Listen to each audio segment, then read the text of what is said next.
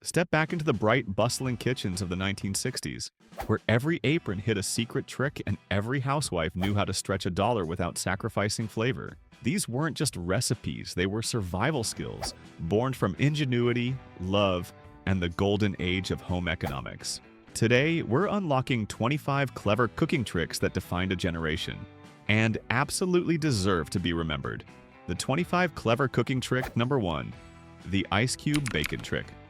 Housewives discovered that dropping a single ice cube or a splash of cold water onto sizzling bacon in the skillet could miraculously reduce the chaotic, greasy splatter and ensure the strips lay perfectly flat. This simple hack circulated widely through community cookbooks and morning radio shows, saving many a pastel apron and laminated countertop from hot grease burns. The purpose wasn't just superficial. The rapid temperature change from the water melting out of the ice cube helped the bacon cook more evenly and rendered out the fat more slowly, leading to delightfully crisp slices and a clean pool of reusable grease. This rendered fat was then often strained and saved in a tin on the counter, ready to season cornbread, fry eggs, or be mixed with flour for a hearty gravy. A true mark of resourcefulness. Number 2. Cake mix magic with mayonnaise. Adding a generous spoonful of full-fat mayonnaise, often Hellmann's on the East Coast or Miracle Whip in the Midwest, to any boxed cake mix was the ultimate secret weapon against a dry cake. This ingenious technique, born from wartime egg substitute tricks, injected crucial oil and emulsifiers into the mix, resulting in a cake crumb that was unbelievably moist and rich for days. The addition transformed a standard, inexpensive Betty Crocker or Duncan Hines mix into something that tasted much closer to homemade without the effort. The distinct, comforting smell of vanilla and buttery richness filling the kitchen was the telltale sign of a smart home cook who knew how to elevate a convenience product into a true dessert masterpiece for Sunday dinner. Number 3. The soda bottle rolling pin. In a period when specialized baking equipment wasn't universal, pure practicality reigned supreme. Filling an empty, chilled glass soda bottle, like a classic weighty Coca-Cola or Pepsi bottle, with cold water made for an excellent, instantly chilled rolling pin. This simple temperature hack was essential for delicate baking, as the cold glass prevented the butter or Crisco in the pie crust dough from melting too fast during the rolling process. A cool dough is the secret to steam pockets, which in turn guarantees a significantly lighter, flakier, and more tender pastry, achieved entirely through this simple, resourceful substitution, and a little bit of kitchen physics. This cost-effective method meant that every cook, regardless of income, could produce bakery-quality results. Number 4. Vinegar shine for pots and pans. Housewives relied on natural, cost-effective cleaning agents long before modern chemical sprays. A mixture of white vinegar and baking soda brought to a gentle boil inside stained aluminum or stainless steel pots and pans was the non-toxic method for making them sparkle like new. This wasn't merely about aesthetics. A clean, polished pan surface conducted and distributed heat far more evenly on the era's gas and electric coil stoves, which was crucial for avoiding scorches. The vinegar's acetic acid dissolved mineral deposits and gently lifted burnt-on residue, preserving the life of expensive cookware, a true testament to the thriftiness of the era. The sparkling clean surfaces were a visual marker of a meticulously kept 1960s kitchen. Number 5. Leftover coffee ice cubes. The 60s kitchen operated on a strict anti-waste principle, and this extended even to the morning brew. Any leftover coffee from the percolator or drip machine was poured into standard ice cube trays and frozen solid. These coffee cubes were then used to chill iced coffee in the afternoon without the disastrous effect of regular water ice cubes, which inevitably watered down the flavor. This foresight ensured a consistently strong, full-flavored afternoon pick-me-up, long before specialty coffee shops popularized the concept. The sight of those dark brown cubes clinking in a tall glass signified a brief, well-deserved moment of rest. This clever preservation technique guaranteed that every drop of expensive coffee was fully utilized. Number 6. The salted egg peeling secret. Achieving a perfectly smooth, unblemished hard-boiled egg was a point of pride, especially when making the ubiquitous deviled eggs for a church or bridge club potluck. The secret was adding a generous pinch of salt to the water before it began to boil. The salt slightly increases the water's density and temperature, but more importantly, It helps seal any microscopic cracks in the shell immediately, preventing the egg white from leaking out and adhering stubbornly to the shell membrane. The result was a flawless, easy-to-peel egg, the hallmark of a meticulous and skilled homemaker. Adding a splash of vinegar along with the salt was an even more advanced technique for guaranteed success. Number 7. Marshmallow fluff for frosting. In an era of budget constraints, especially when fresh dairy and large quantities of confectioner's sugar were expensive, savvy cooks utilized whipped marshmallow creme like Marshmallow Fluff or similar brands. This fluffy, shelf-stable product formed the base for a light, glossy, and economical boiled sugar frosting. It was a stable topping that, once set, provided a delightful, slightly crisp crust, perfect for covering layer cakes or cupcakes, for transport to school functions or bake sales. This shortcut maintained both a beautiful presentation and a sweet flavor profile without the cost of a classic buttercream. The finished frosting had a unique, creamy white sheen, often tinted with pale pink or green food coloring. Number 8. The Pyrex Double Boiler. The well-equipped 1960s kitchen relied on multi-purpose tools. Instead of purchasing a specialized double boiler, many cooks simply utilized their durable, clear glass Pyrex, measuring cups, or smaller mixing bowls. By setting the glass bowl over a saucepan of simmering, not boiling water, they created an instant bain-marie.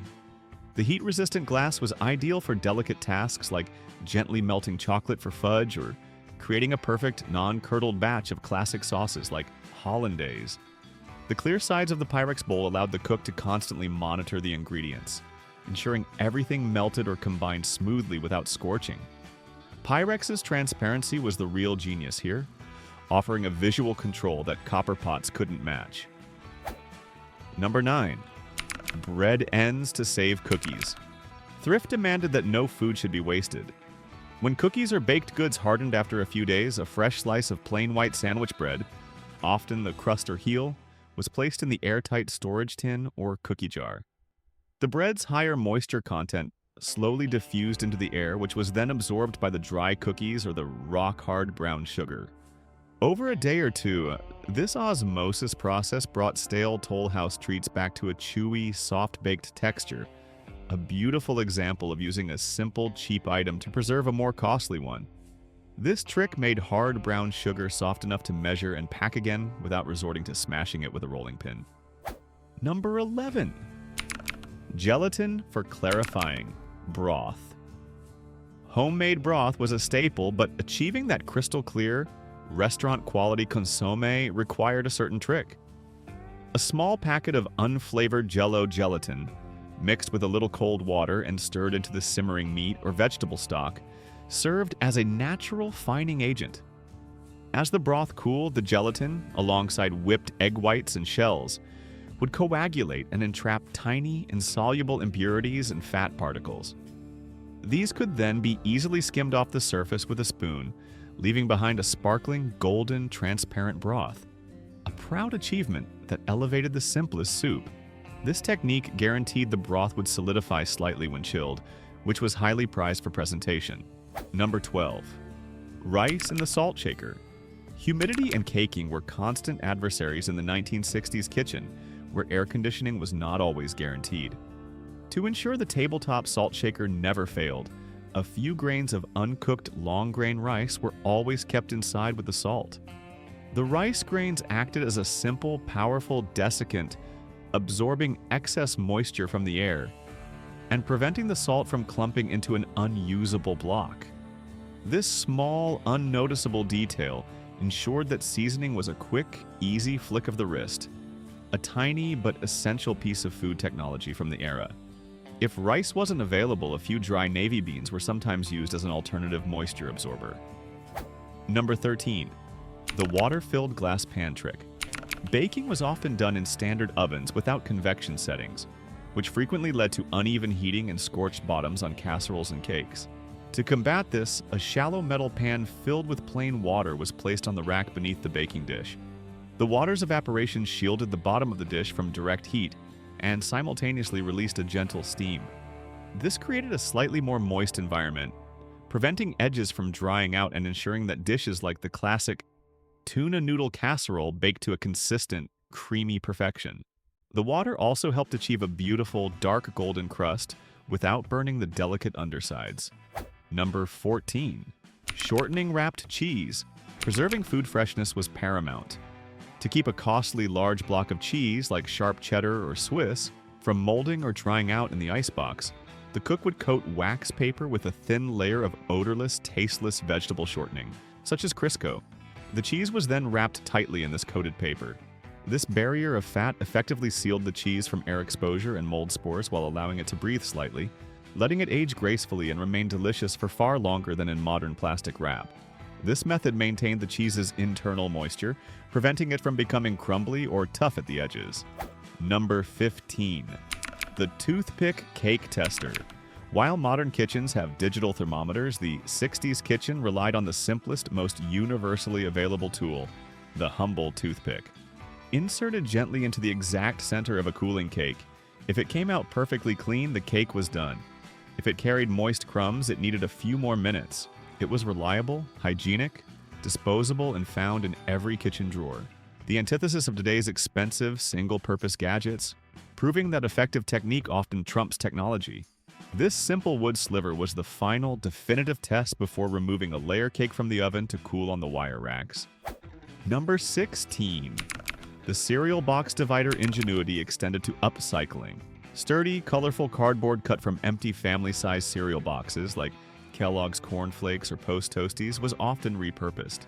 It served as a temporary disposable liner or divider on the countertop, perfect for separating chopped vegetables from raw meat, keeping dough from sticking to the laminate while kneading, or acting as a disposable funnel. After the messy work was done, the cardboard was simply tossed out, a practical zero-cost method for keeping the small but busy workspace clean and organized. This reuse of packaging was an early, natural form of recycling, embedded in daily kitchen habits. Number 17. Onion halves for grill cleaning. Before expensive wire brushes became standard, the cleanup after a summer barbecue relied on this smart, natural method. An ordinary fork was speared firmly into a cut onion half, and the flat side was rubbed vigorously over the hot grill grate. The combination of heat and the natural acids and moisture within the onion created a powerful steam cleaning effect, removing caked-on residue. As a bonus, it imparted a faint, pleasant aroma to the grill, subtly seasoning the next round of hamburgers or hot dogs. The onion's natural sugars helped lift carbonized bits without introducing harsh metal bristles into the food. Number 18. The apple in the roasting pan. To ensure a large celebratory holiday turkey or chicken remained juicy and flavorful without the constant chore of basting, a whole cored apple or a large stalk of celery was often placed inside the roasting pan alongside the bird. As the oven temperature rose, the apple slowly began to break down, releasing a gentle, sweet, and aromatic steam into the enclosed space. This moisture circulated, significantly helping to prevent the white meat from drying out and lending a subtle, inviting aroma to the entire kitchen. Some cooks would also prick the apple skin several times to encourage the moisture and steam to release faster. Number 19. Using milk cartons as molds. Waste not, want not. Empty, thoroughly rinsed out paper milk cartons, particularly the rectangular half-gallon size, were highly valued as cheap, disposable molds. They were perfect for freezing large, easily stackable blocks of homemade stock, pâtés, or even the era's elaborate molded Jell-O salads. Once the contents were completely frozen, the paper carton could be easily torn and peeled away using kitchen shears, leaving behind a perfectly formed, uniform block, ready for storage or elegant slicing. This trick was essential for preparing the classic, multi-layered ribbon Jell-O salads for parties. Number 20. Coffee filters as bacon grease strainers. The practice of saving bacon grease required a filtering step to make the fat clean and suitable for reuse. Plain, inexpensive paper coffee filters were placed inside a metal funnel and used to strain the hot, rendered bacon fat before storing it in a jar. The paper effectively trapped all the small, burnt bits and impurities, ensuring the saved fat was clear, pure, and ready to lend its smoky, savory richness to the next morning's fried eggs or a batch of classic biscuits. The goal was to achieve a perfectly smooth, white to light yellow fat that solidified neatly in the jar, ready for the next use. Number 21. Wax paper for grating cheese. A simple, brilliant hack for minimal cleanup. A large sheet of affordable wax paper was placed directly underneath the box grater before shredding sharp cheddar, Parmesan, or Swiss cheese. The grated cheese fell neatly onto the paper, which could then be easily gathered, lifted, and folded into a temporary funnel to pour the contents directly into the casserole dish or saucepan. This prevented tiny, sticky cheese bits from embedding themselves in the countertop's texture, saving significant time at the sink. The waxy coating of the paper ensured the sticky cheese slid right off without clinging to the surface. Number 22. Lemon juice to stop cut fruit browning. Presentation was key in the 1960s, and brown oxidized fruit was a major faux pas. A quick spritz, or a brief dip in a bowl of cold water mixed with a few tablespoons of fresh lemon juice, was the standard acid-based method for preventing sliced apples, pears, and bananas from turning an unappetizing brown. This simple chemical trick was essential for preparing vibrant, appealing fruit salads, often bound with a cloud of homemade whipped cream or Cool Whip, ensuring an appetizing look for any large gathering or party. This method utilized the natural ascorbic acid in citrus to stabilize the fruit's color and preserve its crisp texture. Number 23. Cooling cookies on a brown bag. After pulling a fresh sheet of cookies from the oven, the resourceful cook would transfer them not to a wire rack, but onto a clean, cut-open brown paper grocery bag. The unbleached, absorbent paper quickly wicked away the residual grease and steam from the hot cookies' bottoms. This critical step prevented the bottoms from steaming against a cooling rack or a plate, thereby ensuring the cookie achieved that perfect final texture, crisp on the edge and wonderfully chewy in the center. This inexpensive, disposable material was found in every kitchen and served as a superior grease-blotting surface. Number 24. A glass of water in the microwave. The microwave oven was a relatively new appliance in the late 1960s, and early models were notorious for drying out food unevenly. To combat this, a small glass measuring cup or mug of plain water was always placed next to the food being reheated. The water absorbed some of the microwave energy and slowly released steam into the small chamber. This moisture created a more humid reheating environment, preventing food, especially leftovers like roast or meatloaf, from developing those notoriously tough, rubbery edges. This technique was particularly vital for keeping baked goods and bread soft during a quick microwave reheat. Number 25. The spatula under the mixing bowl. A stable workspace was non-negotiable for efficient cooking. To keep a large, round glass or ceramic mixing bowl securely in place while the cook was vigorously beating batter, stirring thick sauces, or kneading heavy yeast dough, a simple rubber or wooden spatula was placed underneath the bowl. The soft material created enough friction on the smooth laminate countertop to prevent the bowl from sliding or spinning. This clever, low-tech solution saved countless spills and ensured the homemaker could focus all her effort on the task at hand. Some women preferred a damp, twisted kitchen towel, but the spatula was a quicker, one-hand solution always nearby. These kitchen tricks might seem small, but they tell a big story about creativity, resilience, and the women who made home cooking an art form. In every clever shortcut was a bit of science, a bit of thrift, and a lot of heart. They prove that genuine ingenuity never goes out of style. Maybe it's time we bring a few of them back to our kitchens today.